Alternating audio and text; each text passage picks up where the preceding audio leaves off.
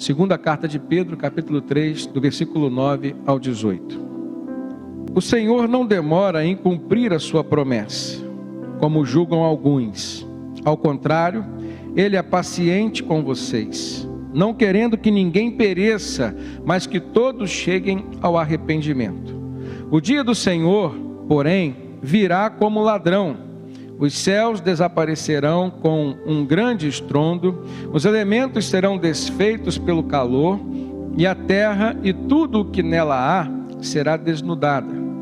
Visto que tudo será assim desfeito, que tipo de pessoas é necessário que vocês sejam? Vivam de maneira santa e piedosa, esperando o dia de Deus e apressando a sua vinda. Naquele dia, os céus serão desfeitos pelo fogo e os elementos se derreterão pelo calor. Todavia, de acordo com a sua promessa, esperamos novos céus e nova terra, onde habita a justiça. Portanto, amados, enquanto esperam estas coisas, empenhem-se para serem encontrados por Ele em paz, imaculados e inculpáveis. Tenham em mente que a paciência de nosso Senhor significa salvação, como também o nosso amado irmão Paulo lhes escreveu com a sabedoria que Deus lhe deu. Ele escreve da mesma forma em todas as suas cartas, falando nelas destes assuntos. Suas cartas contêm algumas coisas difíceis de entender, as quais os ignorantes e instáveis torcem, como também o fazem com as demais escrituras, para a própria destruição deles. Portanto, amados, sabendo disso, guardem-se para que não sejam levados pelo erro dos que não têm princípios morais, nem percam a sua firmeza e caiam. Cresçam, porém, na graça e no conhecimento de nosso Senhor e Salvador Jesus Cristo. A Ele seja a glória, agora e para sempre. Amém. Amados, a gente, quando pensa e reflete sobre a volta de Jesus, desde o tempo em que Jesus declarou para os seus discípulos e falou que voltaria, ficou aquela dúvida ou aquela questão acerca desse tempo, dessa data especificamente. Mas parece que essa dúvida ou esse questionamento tem perdurado durante os tempos. Até mesmo nos dias das igrejas apostólicas, nós vemos os apóstolos tentando esclarecer.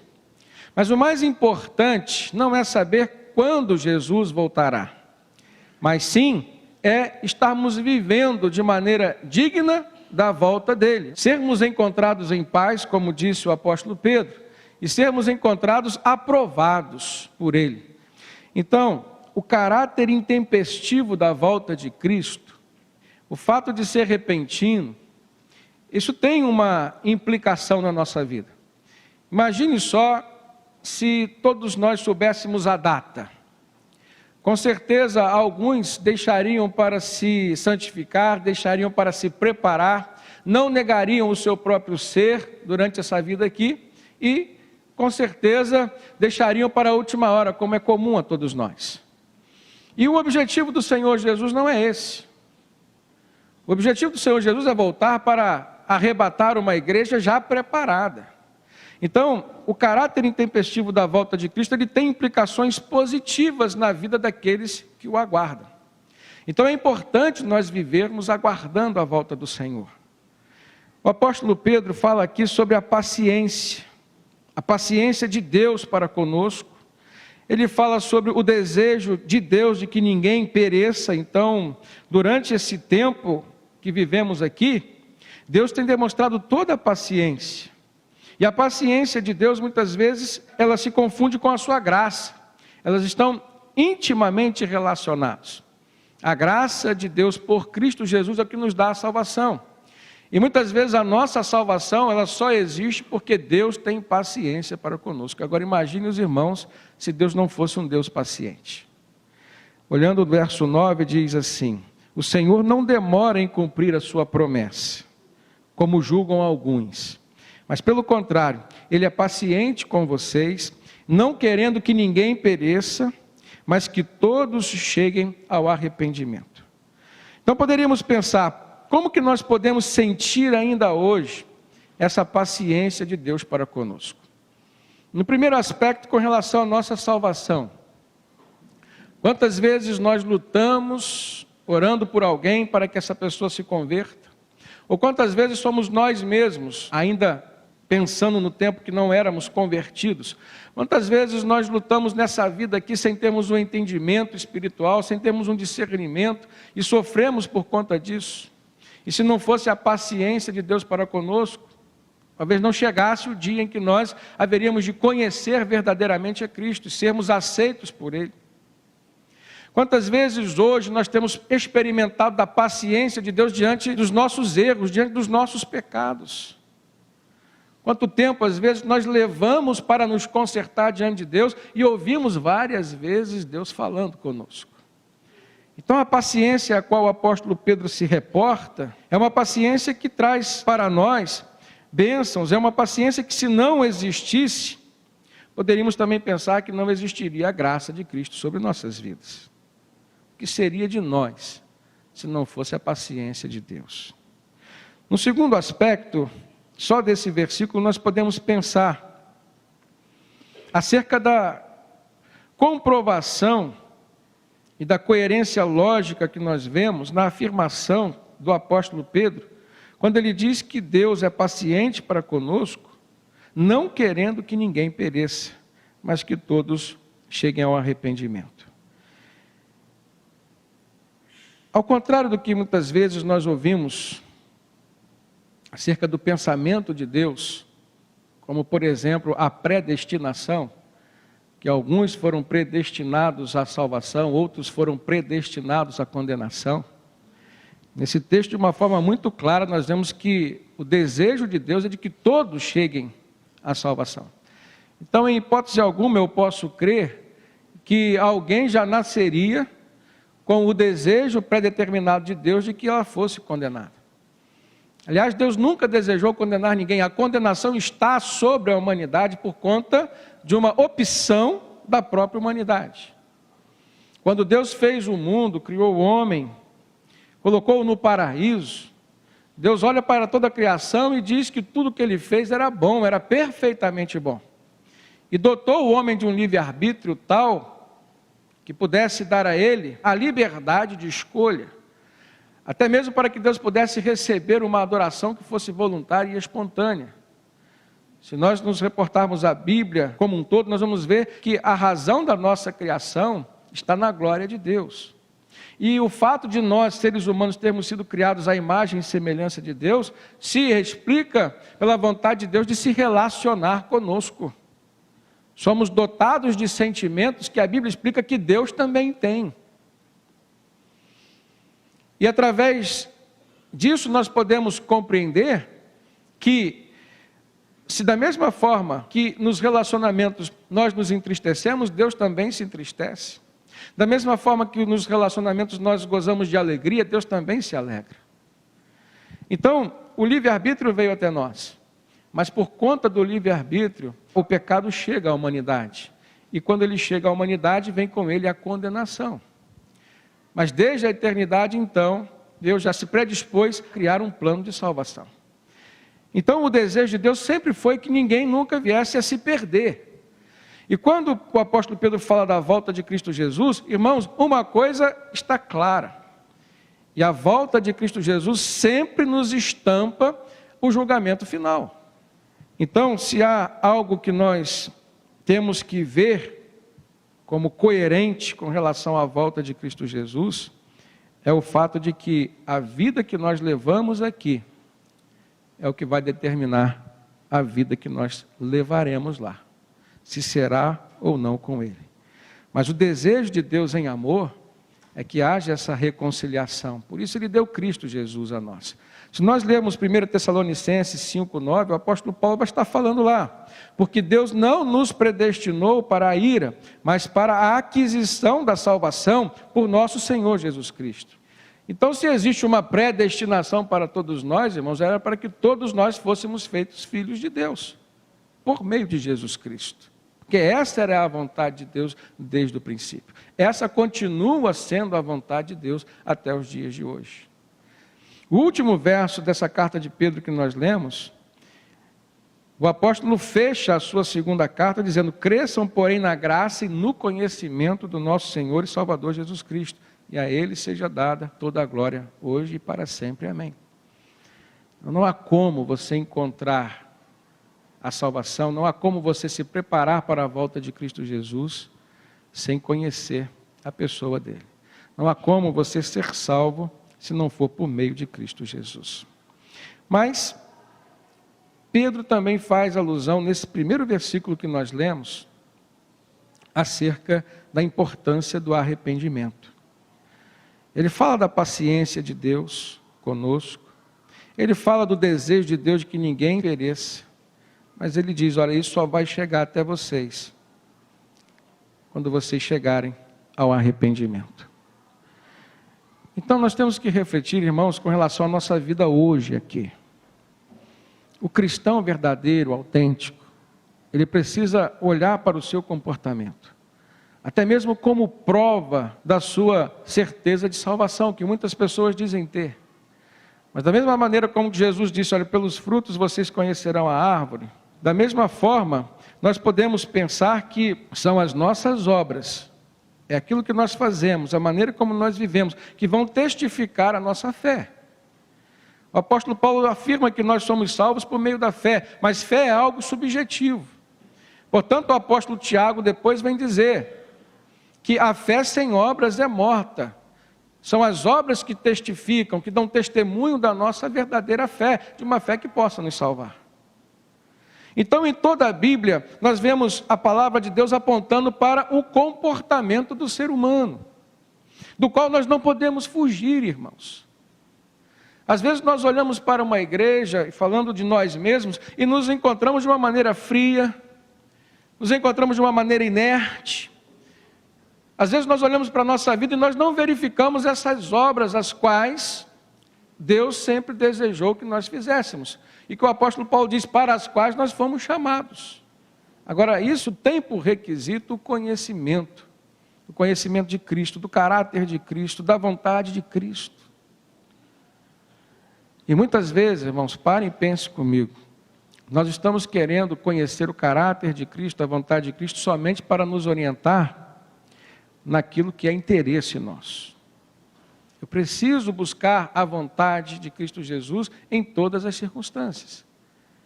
A volta de Cristo Jesus e seu caráter intempestivo tem por objetivo causar em mim essa transformação. Jesus pode voltar hoje. E então, como ele vai me encontrar? Então, no verso 10, seguindo o texto, o apóstolo Pedro diz: o dia do Senhor, porém, virá como ladrão. Os céus desaparecerão com um grande estrondo, os elementos serão desfeitos pelo calor, e a terra e tudo que nela há será desnudado. Eu não sei como os irmãos têm visto hoje essa áurea de guerra que tem permeado sobre o mundo. E quando eu vejo toda a profecia bíblica, aliás, o próprio Senhor Jesus fez questão de dizer que as guerras seriam precursoras de sua volta. Esse texto, irmãos, de uma forma muito específica, ele demonstra, assim, uma semelhança muito grande com uma guerra nuclear.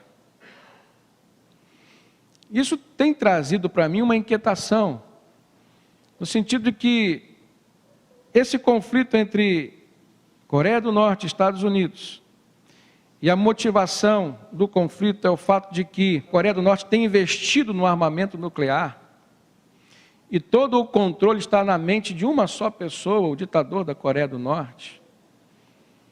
E nós sabemos que as nossas mentes, elas podem ser usadas a nível espiritual, e o nosso espírito pode ser influenciado positivamente pelo Espírito Santo, ou negativamente por uma outra entidade espiritual.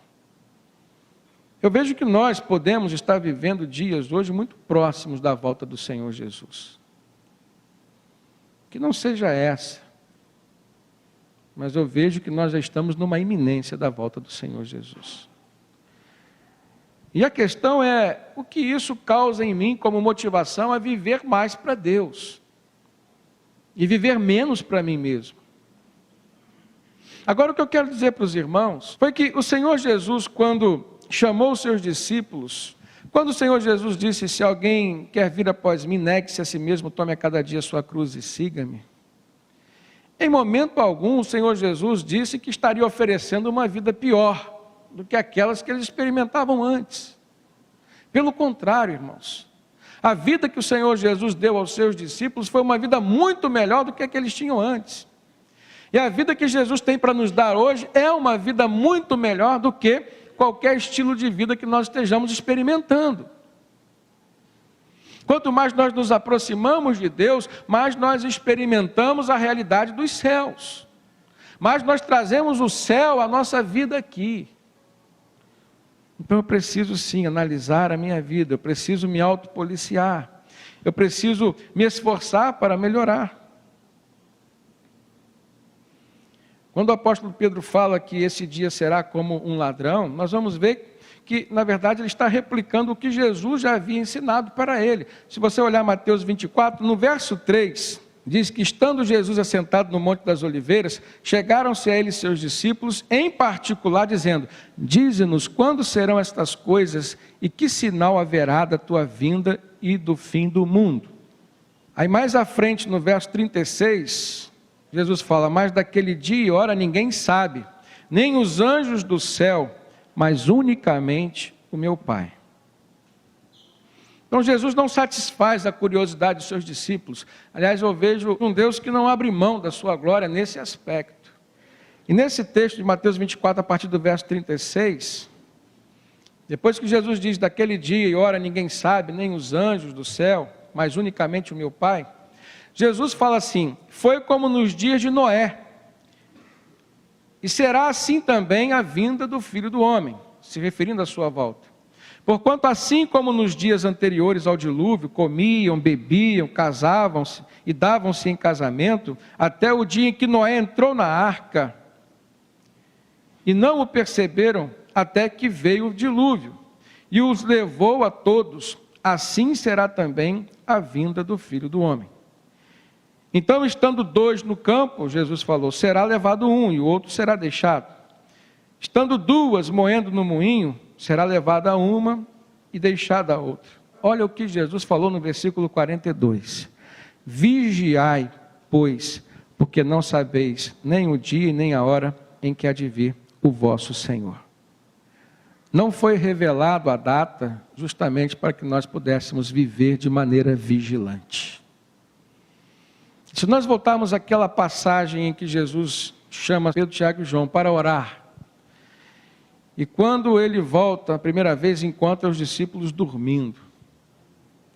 Por 3 vezes isso aconteceu. Ele diz: olha, orai e vigiai, vigiem e orem, para que vocês não caiam em tentação.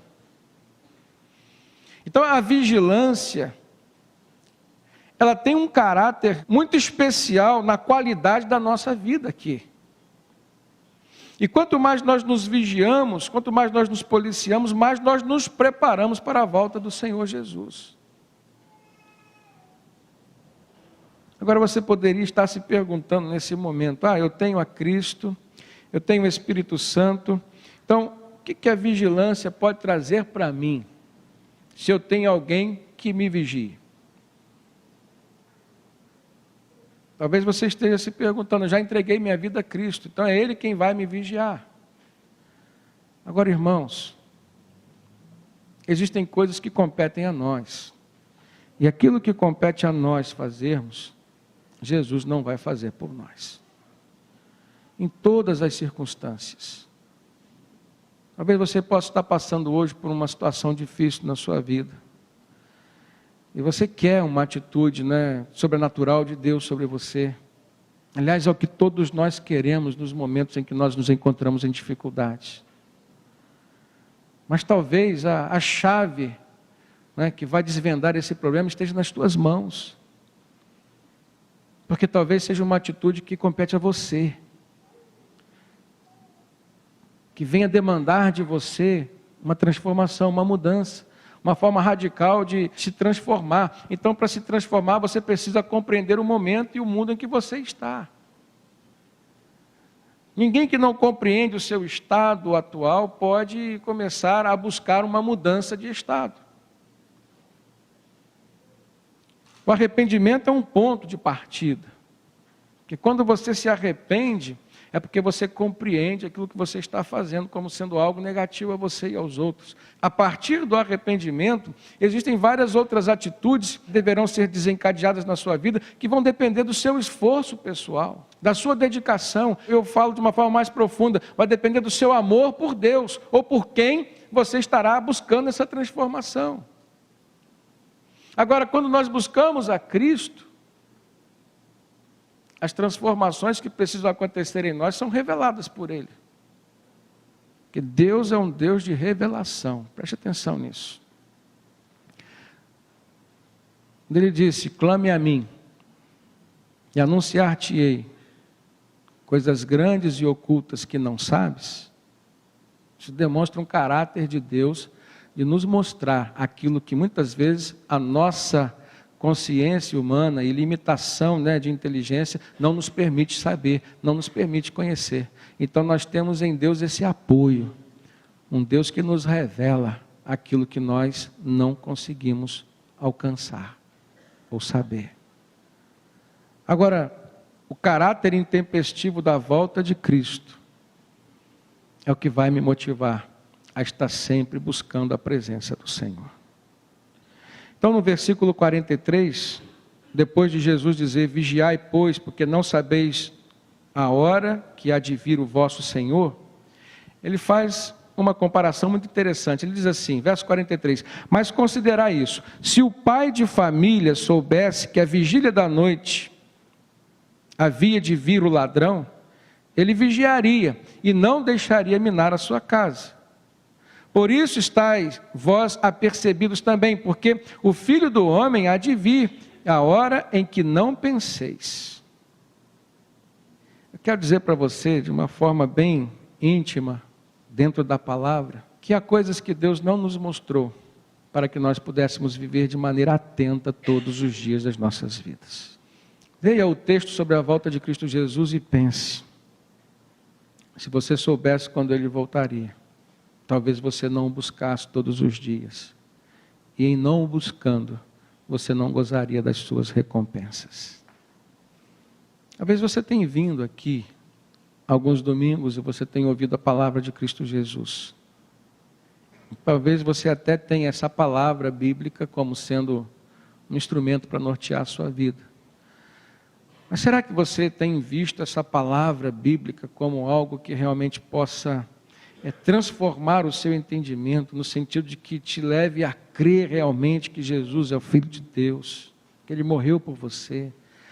Será que você tem lido a Bíblia crendo realmente que a palavra do Senhor revela todas as coisas, e inclusive esta da volta do Senhor Jesus? Será que você realmente tem ouvido a palavra de Deus pensando e refletindo sobre aonde você vai viver a eternidade? Muitas pessoas têm lido a Bíblia como alguém que lê um livro de orientação pessoal, um livro de autoajuda. E você encontra autoajuda na Bíblia. Mas o grande desafio para a igreja desse século, irmãos, no qual nós vivemos tão próximos à volta do Senhor Jesus, é lermos a Bíblia como o nosso manual de vida, que preenche todo o nosso ser, que vem nortear todas as nossas decisões e que vem mudar toda a nossa compreensão existencial. E a compreensão existencial envolve o início, o meio e o fim da nossa vida. Quando você vai a um velório, não há como você não se perguntar: e agora? E aí você vê, ela não era só esse corpo, ele não era só esse corpo. Então você se depara com uma realidade de que o Espírito existe. Você não via, não tocava, mas você convivia com Ele, porque Ele habitava aquele corpo. Da mesma forma é você. Você não se resume ao corpo que Deus te deu.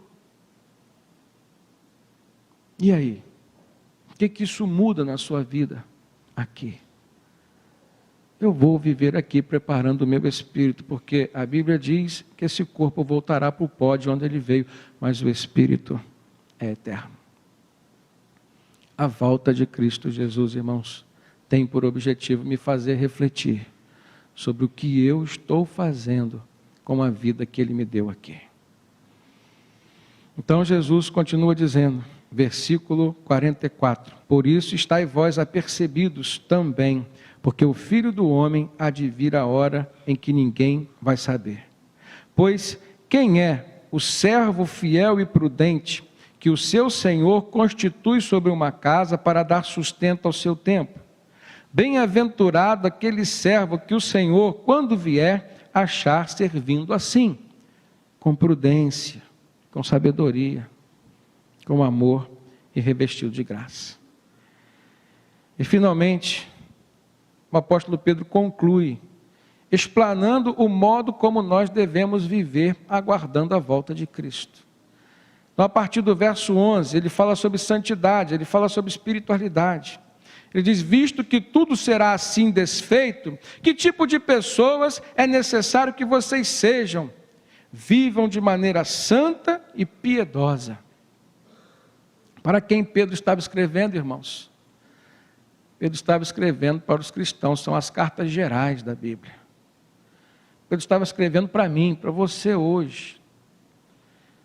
Então, visto que realmente as coisas vão acabar, visto que realmente a sua vida aqui vai passar, que tipo de pessoa é necessário que você seja? Pedro faz essa pergunta, levando a igreja a uma reflexão, e ele responde, vivam de maneira santa e piedosa. Agora, quais os quesitos e as implicações para se viver com santidade e com espiritualidade? Ser santo não significa ser perfeito. Cancele, anule esse pensamento se ele estiver na sua vida hoje. Santo na Bíblia significa ser separado e consagrado. Você pode hoje, por uma opção pessoal sua, se separar sim das coisas erradas desse mundo.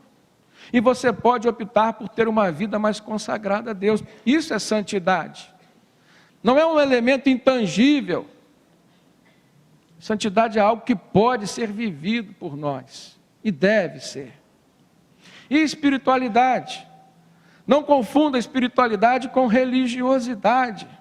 Não confunda espiritualidade com o fato de estar aqui, fazendo as obras de Deus, cantando, louvando, orando. Isso não é espiritualidade, isso é religiosidade, faz parte da sua religião. Religiosidade é aquilo que te move a pensar sobre o que pode e o que não pode. O apóstolo Paulo diz, todas as coisas nos são lícitas, mas nem todas nos convêm. O que tem motivado você a fazer ou não fazer? O que tem motivado você a deixar de fazer? Aí sim você começa a entrar na espiritualidade, que é aquilo que move o seu espírito, que transforma a sua mente. O apóstolo Paulo diz em Romanos 12, não vos conformeis com esse mundo, mas transformai-vos na vossa mente, para que experimenteis qual seja a boa, perfeita e agradável vontade de Deus. Isso é espiritualidade. Quer ser uma pessoa religiosa e tão somente religiosa? Tente comprar o seu perdão ou o perdão de Deus doando, ofertando. Isso é ser pessoa religiosa e tão somente religiosa. Aí você está sentindo um peso do pecado sobre sua vida, você está todo atolado, então você vai lá, compra 50 cestas básicas e vai doar para os pobres. Aí você se sente mais aliviado. Isso é religiosidade, não mudou nada na sua vida. Você tentou comprar o seu bem-estar, mas não mudou, você continua no pecado, você continua sendo essa pessoa que está se separando cada vez mais de Deus, ouvindo menos o Espírito Santo. Agora quer ser uma pessoa que busque a espiritualidade cristã, quando você olhar para o seu próximo, para o seu semelhante, e vê-lo uma pessoa sobrecarregada, carente, necessitada, se aproxime dele. Dê amor a ele, porque o teu Espírito te leva a fazer isso. E o teu Espírito sempre se realimenta quando você assim o faz. Jesus rejeitou a religiosidade. Os fariseus eram pessoas perdidas na religiosidade. Mas o que Jesus pregou foi a espiritualidade. Vinde a mim todos vós que estáis cansados e sobrecarregados, e eu vos aliviarei. Jesus disse à mulher samaritana à beira do poço em Sicá: aquele que beber da água que eu lhe der, jamais terá sede, porque a água que eu lhe der será uma fonte a jorrar para a vida eterna. Espiritualidade te leva à vida eterna com Deus. Religiosidade mata. Então Pedro fala de santidade, fala de espiritualidade. Nós temos que viver buscando essas coisas, aguardando a volta de Cristo. Depois o apóstolo Pedro fala sobre esperança e serviço. Olha no verso 12. Esperando o dia de Deus e apressando a sua vinda. A esperança é importante, pois o autor aos Hebreus diz que ela é a âncora da nossa alma. Ou seja, a esperança e a fé estabilizam a nossa vida. Se você olhar Hebreus 6, verso 19, está lá: temos esta esperança como âncora da alma, firme e segura, a qual adentra o santuário interior, por trás do véu, onde Jesus, que nos precedeu, entrou em nosso lugar, tornando-se sumo sacerdote para sempre, segundo a ordem de Melquisedeque. Então a esperança em Cristo, e que nesse texto poderia ser visto como a esperança da volta de Cristo, é âncora para a nossa alma, sim. Agora, quando ele diz apressando a sua vinda, eu quero dizer uma coisa muito importante: nós podemos apressar a volta de Cristo Jesus, sim. Ele não disse o dia, nem a hora que viria, mas ele falou que quando o Evangelho verdadeiro fosse pregado a todas as pessoas, aí sim, ele estaria pronto para vir. Então, se há uma forma com a qual você podemos apressar a volta de Cristo, é pregando o Evangelho verdadeiro. Mateus 24, 14, ele diz: este Evangelho do reino será pregado em todo o mundo como testemunho a todas as nações, e então virá o fim. Então, quando o apóstolo Pedro diz, você tem que viver esperando o dia de Deus e apressando a sua vinda, ele está dizendo, viva enquanto Jesus não voltar, viva pregando o Evangelho verdadeiro do Senhor Jesus. Mas à frente, o apóstolo Pedro diz que nós temos que viver com uma expectativa de uma nova vida, do novo céu, da nova terra, onde habita a justiça. Esse novo céu e essa nova terra a qual o apóstolo Pedro se refere, irmãos, Isaías já tinha se referido 700 anos antes de Jesus voltar. Isaías capítulo 65, verso 17: pois vejam, criarei novos céus e nova terra, e as coisas passadas não serão lembradas, jamais virão à sua mente. E no final, em Apocalipse 21, verso 1, João, o apóstolo, diz: então vi um novo céu e uma nova terra, pois o primeiro céu e a primeira terra tinham passado e o mar já não existia mais. O que é esse novo céu e essa nova terra, senão uma nova fase da nossa vida, a qual todos nós experimentaremos em espírito, com um corpo glorificado dado pelo Senhor? Se seguir o texto de Apocalipse 21, versículo 4, diz assim: ele enxugará dos seus olhos toda lágrima, não haverá mais morte, nem tristeza, nem choro, nem dor, pois a antiga ordem já passou. Se referindo ao novo céu e à nova terra. No versículo 7 ele diz: o vencedor herdará tudo isto, e eu serei o seu Deus, e ele será o meu filho.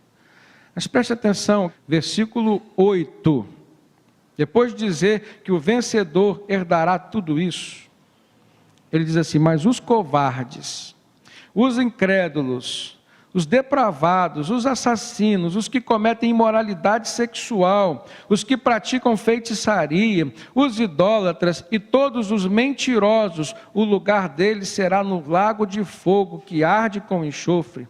Esta é a segunda morte, a morte espiritual, que precede a nossa morte física. No mesmo texto em que Jesus revela em Apocalipse que esse novo céu e essa nova terra trarão para nós um ambiente de paz, de justiça, onde não haverá sofrimento, nem lágrima, nem morte, nem tristeza, nem choro, nem dor. é o texto que diz que lá não tem lugar para pecadores que não se arrependeram. E a Bíblia diz que o salário do pecado é a morte, mas o dom gratuito de Deus é a vida eterna por Cristo Jesus. Então nós precisamos, enquanto igreja, irmãos, apressarmos a volta de Jesus pregando a estas pessoas. Porque o Evangelho dignifica o ser humano. Na proporção em que o Evangelho confronta e condena o pecado e aniquila o pecado, ele melhora a vida do ser humano, mesmo que seja pecador. Nós temos que olhar para a vida com um olhar crítico, um olhar que possa diagnosticar o que é de Deus e o que não é, o que provém do Espírito Santo e o que não provém, e o que precisa ser feito e o que precisa deixar de ser feito. Olha para si, para dentro de si, e eu tenho certeza que o Espírito Santo estará dizendo a você: seja mais amoroso, faça mais pela sua família, faça mais pelo seu próximo, faça mais por Deus que te amou. E eu tenho certeza que o Espírito Santo vai te dizer: deixe de fazer o que você está fazendo. Sabe qual é o grande temor do apóstolo Pedro quando ele escreveu, inspirado pelo Espírito Santo? Se um dia a igreja perder a capacidade de discernir o que é o certo e o que é o errado, o que é pecado, quem poderá ser o agente de transformação da sociedade? É por isso que nós temos que combater o pecado em primeiro lugar aqui dentro. Porque se um dia nós não pudermos discernir o que é igreja e o que é mundo, quem transformará o mundo?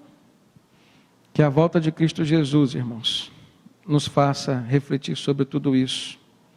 O apóstolo Pedro, no versículo 14, diz: portanto, amados, enquanto esperam estas coisas, empenhem-se para serem encontrados por Ele, Cristo, em paz, imaculados e inculpáveis. Amém?